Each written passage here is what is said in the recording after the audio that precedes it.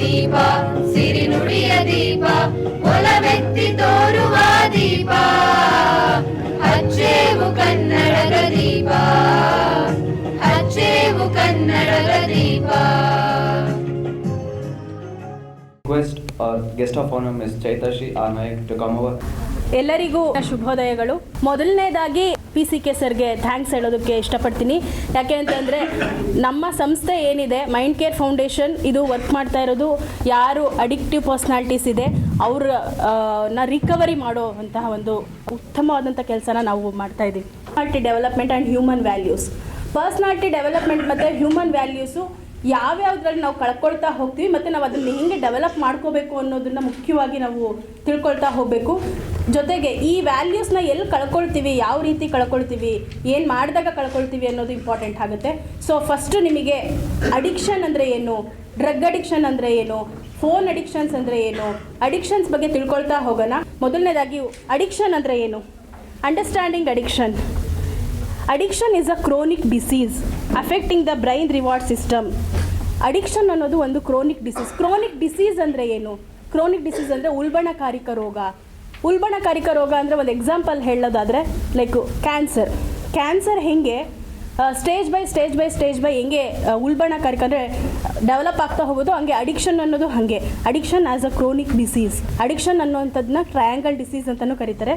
Mentally, emotionally and spiritually ಈ ಎಲ್ಲ aspects ಯಾವ್ಯಾವುದು, ಮಾನಸಿಕವಾಗಿ, ಭಾವನಾತ್ಮಕವಾಗಿ ಮತ್ತು ಆಧ್ಯಾತ್ಮಿಕವಾಗಿ ಎಲ್ಲ ಆಸ್ಪೆಕ್ಟ್ಸಲ್ಲೂ ನಾವು ಸಮತೋಲನ ಇರಲ್ಲ, ಇಂಬ್ಯಾಲೆನ್ಸ್ ಆಗುತ್ತೆ, ನಮ್ಮ ಲೈಫ್ ಸ್ಟೈಲು ಇಂಬ್ಯಾಲೆನ್ಸ್ ಆಗುತ್ತೆ.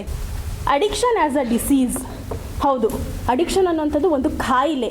ಇದು ಅಮೇರಿಕನ್ ಸೈಕಾಲಜಿಕಲ್ ಅಸೋಸಿಯೇಷನ್ ಅವರು 1987 ಇದು ಒಂದು ಕಾಯಿಲೆ ಅಂತ ರಿಸರ್ಚ್ ಮಾಡಿದ್ದಾರೆ.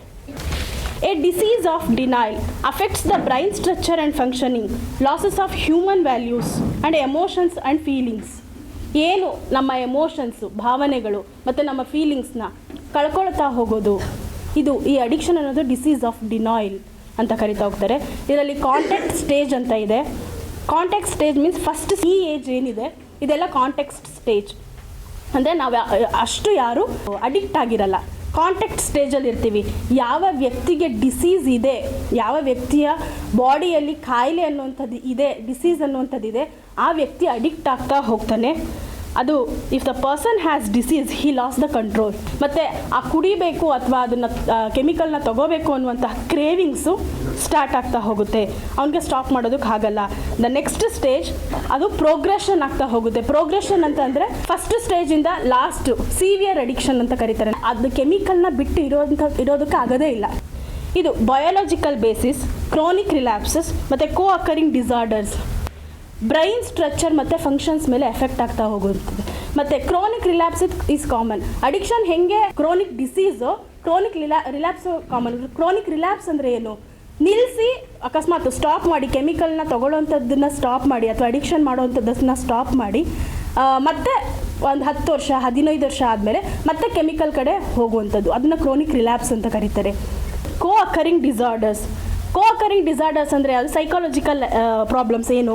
Anxiety, stress, depression, PTSD, post traumatic stress disorder. ಯಾವ್ಯಾವ ರೀತಿ ನಾವು ರಿಸ್ಕ್ ಫ್ಯಾಕ್ಟರ್ಸ್ನ ಎದುರಿಸಬೇಕಾಗುತ್ತೆ ಅಂತಂದರೆ ಹೆಲ್ತ್ ಇಶ್ಯೂಸ್, ಫಿಸಿಕಲಿ, ಮೆಂಟಲಿ ಮತ್ತು mental wellbeing and reduce sense of self, family perspectives, parents ಮತ್ತು ಸ್ಪೌಸು ಅವ್ರ ಪರ್ಸ್ಪೆಕ್ಟಿವಲ್ಲೂ ನಾವು ಪ್ರಾಬ್ಲಮ್ಸ್ನ ಎದುರಿಸ್ತಾ ಹೋಗ್ತೀವಿ, ಯಾರು ಅಡಿಕ್ಟಿವ್ ಪರ್ಸ್ನಾಲಿಟಿ ಇರ್ತಾರೆ ಅವರು. Next socio economic factors, poverty ಆಗಿರ್ಬೋದು, ಲ್ಯಾಕ್ ಆಫ್ ಎಜುಕೇಷನಲ್ ಆಪರ್ಚುನಿಟೀಸ್ ಆಗಿರ್ಬೋದು, ಅಗ್ರೆಸಿವ್ ಇಂಟರ್ಪರ್ಸನಲ್ ರಿಲೇಷನ್ಶಿಪ್ಸ್ ಆಗಿರ್ಬೋದು. ಈ ಕಡೆ ಮನೆಯಲ್ಲಿ ಅಡಿಕ್ಟಿವ್ ಪರ್ಸ್ನಾಲಿಟಿ, ಈ ಕಡೆ ಸಮಾಜ, ಎರಡಕ್ಕೂ ನಾವು ಏನು ಸಮಾಜಕ್ಕೆ ನಮಗೆ ಲೈಕ್ ಫ್ಯಾಮಿಲಿಗೆ ಮುಖ ತೋರಿಸೋದಕ್ಕೆ ಆಗೋದಿಲ್ಲ. ಒಬ್ಬ ಅಡಿಕ್ಟ್ ಮನೇಲಿ ಇದ್ದಾನೆ ಅಂತಂದರೆ ಅವರ ಬಗ್ಗೆ ಯೋಚನೆ ಮಾಡ್ತಾ ಫ್ಯಾಮಿಲಿಯಲ್ಲಿರೋ ಹೆಂಡತಿ ಆಗಿರ್ಬೋದು, ಅಮ್ಮ ಆಗಿರ್ಬೋದು, ಅಕ್ಕ ತಂಗಿ ಆಗಿರ್ಬೋದು, ಯಾರೇ ಆಗಿರ್ಬೋದು, ಇವರ ಬ್ರೈನ್ ಸೆಲ್ಸು ಸತ್ತೋಗ್ತಾ ಹೋಗುತ್ತೆ.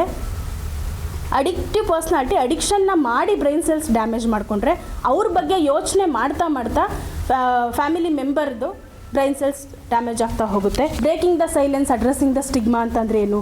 Cultural stigma. ಒಬ್ಬ ವ್ಯಕ್ತಿ ನಮ್ಮ ಮನೆಯಲ್ಲಿ ಕುಡ್ಕ ಅಥವಾ ಅಡಿಕ್ಟ್ ಇದ್ದಾನೆ ಅಂತಂದರೆ ಅದು ಶೇಮ್ ಅಥವಾ ಗಿಲ್ಟ್ ಅಲ್ಲ. ಸೋಷಿಯಲ್ ಡಿಸಪ್ರೂವಲ್ ಅಲ್ಲ.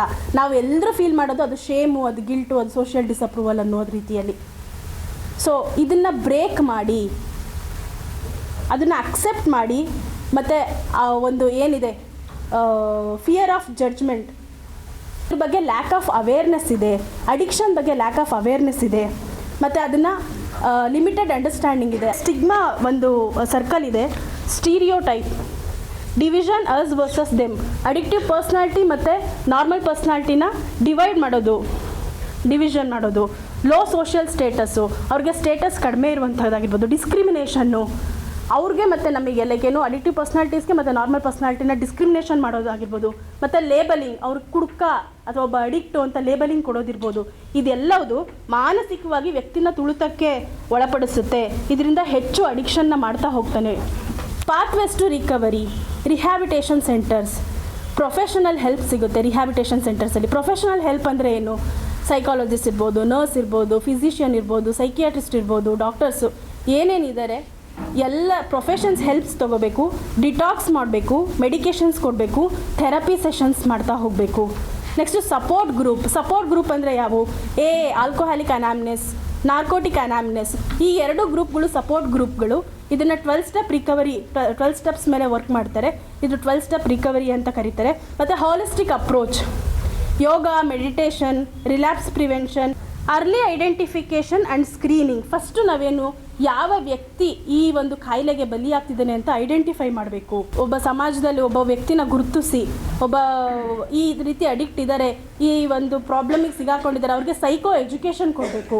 ಮತ್ತು ರಿಸೋರ್ಸಸ್ ಆ್ಯಂಡ್ ಸಪೋರ್ಟ್ ಅಂದರೆ ಆಲ್ಕೋಹಾಲಿಕ್ ಅನಾಮ್ನೆಸ್ ನಂಬರ್ ಇದೆ, ಆ ನಂಬರ್ನ ತೊಗೊಳ್ಳಿ. ನಾರ್ಕೋಟಿಕ್ ಅನಾಮ್ನೆಸ್ ನಂಬರ್ ಇದೆ, ಆ ನಂಬರ್ನ ತೊಗೊಂಡು ನೀವು ಯಾವುದೇ ಟೈಮಲ್ಲಿ ಬೇಕಾದರೂ ಕಾಲ್ ಮಾಡ್ಬೋದು. ಮತ್ತು ಮೈಂಡ್ ಕೇರ್ ರಿಹ್ಯಾಬ್, ನಮ್ಮ ಫೌಂಡೇಶನ್ ಏನಿದೆ ಇದ್ರದ್ದು ಹೆಲ್ಪ್ಲೈನ್ ನಂಬರ್ಸ್ ಇದೆ. ಆ ನಂಬರ್ಸ್ನ ನೀವು 9353 300 400, 9353 500 600 ಈ ನಂಬರ್ಸ್ಗೆ ಕಾಲ್ ಮಾಡಿ. Thank you so much. Chief guest mister Sampangayya sir to address the gathering. ಸಭೆಯಲ್ಲಿರ್ತಕ್ಕಂಥ ಎಲ್ಲ ಮಹಾನ್ ವ್ಯಕ್ತಿಗಳಿಗೆ ನಮಸ್ಕಾರ ಮಾಡ್ತಾ, ಇದು ಭಾಳ ಸಂತೋಷ ನನಗಾಗ್ತಾ ಇದೆ. ಯಾಕೆಂದರೆ ನೀವೆಲ್ಲ ವಿದ್ಯೆ ಕೊಡೋರು, ಮುಂದಿನ ಪ್ರಜೆಗಳನ್ನ ಸೃಷ್ಟಿ ಮಾಡೋರು. ಇವತ್ತು ನಮ್ಮನ್ನು ಇಲ್ಲಿ ಕರೆದಿರೋದು, ಮೈಂಡ್ ಕೇರ್ನ ಕರೆದು ಅಡಿಕ್ಷನ್ ಬಗ್ಗೆ ಒಂದು ಎಜುಕೇಷನ್ ಕೊಡೋದ್ರ ಬಗ್ಗೆ ನೀವು ತಗೊಂಡಿರೋ ಕಾಳಜಿಗೆ ನಿಮಗೆ ನಿಜವಾಗ್ಲೂ ಮನಸ್ಪೂರ್ವಕವಾದ ವಂದನೆಗಳು. ಈ ಕಾಲೇಜಲ್ಲಿ ಏನು ಆ ಮರ ಚಿಕ್ಕ ಗಿಡವಾಗಿ ಬೆಳೀತಾ ಇದೆ, ಇವಾಗ ಆ ನಾಲೆಡ್ಜ್ ಬೇಕಾಗಿರೋದು, ಆ ಹ್ಯೂಮನ್ ವ್ಯಾಲ್ಯೂಸ್, ಮಾನವೀಯ ಮೌಲ್ಯಗಳು ಅಂತ ಏನು ಹೇಳ್ತೀವಿ, ಅದು ನಿಜವಾಗ್ಲೂ ಬೇಕಾಗಿರೋದು. ಎಷ್ಟೋ ಕೋಟಿ ಪ್ರಾಣಿ ರಾಶಿಗಳನ್ನ ಭಗವಂತ ಸೃಷ್ಟಿ ಮಾಡಿದ್ದಾನೆ ಭೂಮಿ ಮೇಲೆ, ಆದರೆ ಅದರಲ್ಲಿ ಮನುಷ್ಯ ಮಾತ್ರ ಮಹಾತ್ಮ. ಮಿಡಲ್ ಕ್ಲಾಸಿಂದ ಶುರು ಆಗಿ ಅವನು ಕಾಲೇಜ್ ಗ್ರ್ಯಾಜುಯೇಟ್ ಆಗೋ ಹೊತ್ತಿಗೆ ಅವನ ಬಗ್ಗೆ ಅವನು ಅರ್ಥ ಮಾಡ್ಕೊಳ್ತಾನೆ, ಅವನ ತಾಯಿ ತಂದೆ ಬಗ್ಗೆ ಅರ್ಥ ಮಾಡ್ಕೊಳ್ತಾನೆ, ಅವರ ಕುಟುಂಬದ ಸ್ಟೇಟಸ್ ಏನು ಅನ್ನೋದ್ರ ಬಗ್ಗೆ ಅರ್ಥ ಮಾಡ್ಕೊಳ್ತಾನೆ, ಯಾವ ದಿಕ್ಕಲ್ಲಿ ಹೋಗ್ಬೇಕು ಅನ್ನೋದನ್ನು ಅರ್ಥ ಮಾಡ್ಕೊಳ್ತಾನೆ. ಅರ್ಥ ಮಾಡ್ಕೊಳ್ಳೋಕ್ಕೆ ಮಾರ್ಗದರ್ಶನ ಕೊಡೋದಕ್ಕೆ ನಾವುಗಳು ಸಹಾಯ ಮಾಡಬೇಕಾಗುತ್ತೆ. ಬೇಕಾಗಿದೆ ಇಲ್ಲಿ ಕಾಲೇಜ್ ಲೆವೆಲಲ್ಲಿ ಬೇಕಾಗಿದೆ. ಟರ್ನಿಂಗ್ ಪಾಯಿಂಟ್ ಅಂತ ಕರಿತೀವಿ ನಾವು. ಯಾವಾಗ ನಾವು SSLC ಮುಗಿದು ಫಸ್ಟ್ PU ಸೆಕೆಂಡ್ PU ಬರ್ತೀವಿ, ಇದು ನಮಗೆ ನಮ್ಮನ್ನು ಸೃಷ್ಟಿ ಮಾಡ್ಕೊಳ್ಳೋದಕ್ಕೆ. ಒಂದು ಸಣ್ಣ ಎಕ್ಸಾಂಪಲ್ ಕೊಡ್ತೀನಿ. ಆ ಮನುಷ್ಯ ಅವನು ಫಸ್ಟ್ PU ಸೆಕೆಂಡ್ PU ಬಂದಿದ್ದಾನೆ, ಯಾರೋ ಒಬ್ಬ ಹುಡುಗ ಸ್ಟೂಡೆಂಟು. ಅವನ ಮನಸ್ಸು ಮಾಡಿದ್ರೆ ಒಳ್ಳೆ ಸ್ಪೋರ್ಟ್ಸ್ಮನ್ ಆಗ್ಬೋದು, ಅವನ ಮನಸ್ಸು ಮಾಡಿದ್ರೆ ಒಳ್ಳೆ ಮ್ಯೂಸಿಷಿಯನ್ ಆಗ್ಬೋದು, ಅವನ ಮನಸ್ಸು ಮಾಡಿದ್ರೆ ಒಳ್ಳೆ ಆ್ಯಕ್ಟ್ರ್ ಆಗ್ಬೋದು. ಅವನನ್ನು ಅವನು ಸೃಷ್ಟಿ ಮಾಡ್ಕೊಳ್ಳೋದಕ್ಕೆ ಕರೆಕ್ಟಾದ ಏಜ್ ಅದು. ತಾಯಿ ತಂದೆ 9 ತಿಂಗಳ ಗರ್ಭದಲ್ಲಿ ನಿನ್ನ ಪ್ರತಿಯೊಂದು ಪೋಷಣೆ ನಡೆಯುತ್ತೆ. ತಾಯಿ ಗರ್ಭದಲ್ಲಿ ಏನು ಪ್ರಕೃತಿ ನಿಯಮ, ಗಾಳಿ, ಶಾಖ, ನೀರು, ಆಹಾರ ಸಪ್ಲೈ ಆಗುತ್ತೆ ತಾಯಿ ಗರ್ಭದಲ್ಲಿ. ತಂದೆ ಅದಕ್ಕೆ ಕಾರಣನಾಗ್ತಾನೆ.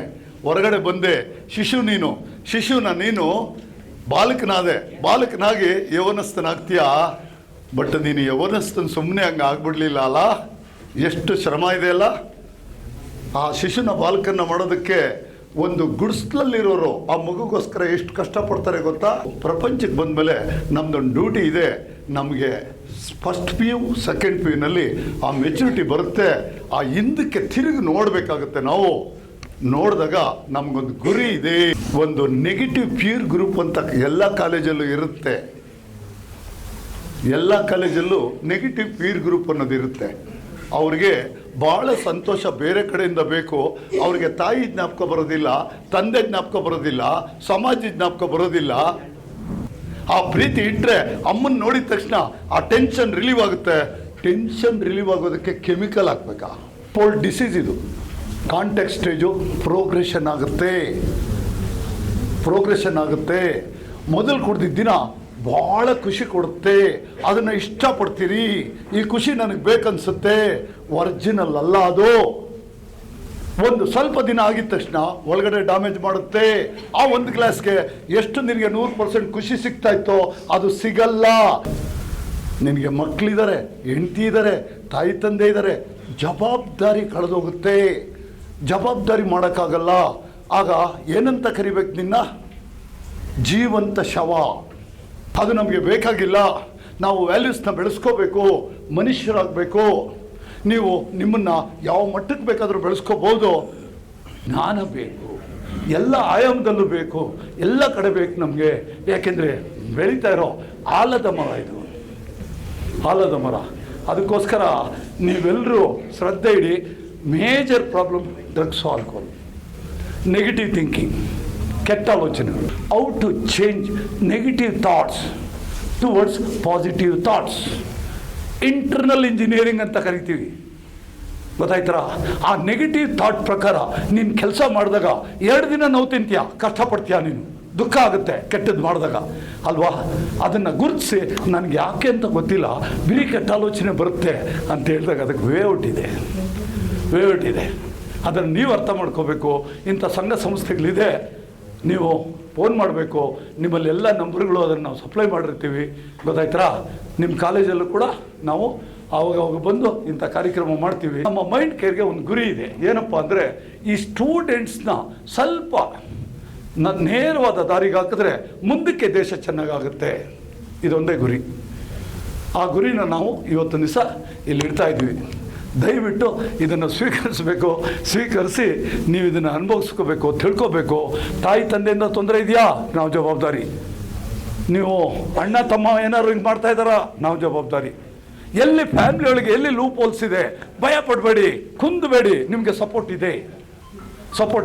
ಆ ಸಪೋರ್ಟ್ ಇದೆ ಅನ್ನೋದು ಎಲ್ಲಿ ಗೊತ್ತಾಗಬೇಕು? ಸ್ಟೂಡೆಂಟ್ ಲೈಫಲ್ಲೇ ಗೊತ್ತಾಗಬೇಕು.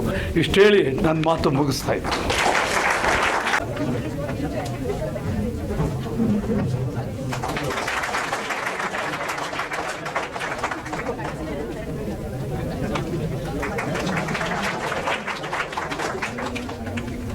ನನ್ನ ಪ್ರೀತಿಯ ವಿದ್ಯಾರ್ಥಿಗಳೇ, ಇವತ್ತು ಬೆಂಗಳೂರು ವಿಶ್ವವಿದ್ಯಾಲಯದ ದೈಹಿಕ ಶಿಕ್ಷಣ ಕಾಲೇಜು ಹಾಗೂ ಮೈಂಡ್ ಕೇರ್ ಫೌಂಡೇಶನ್ ವತಿಯಿಂದ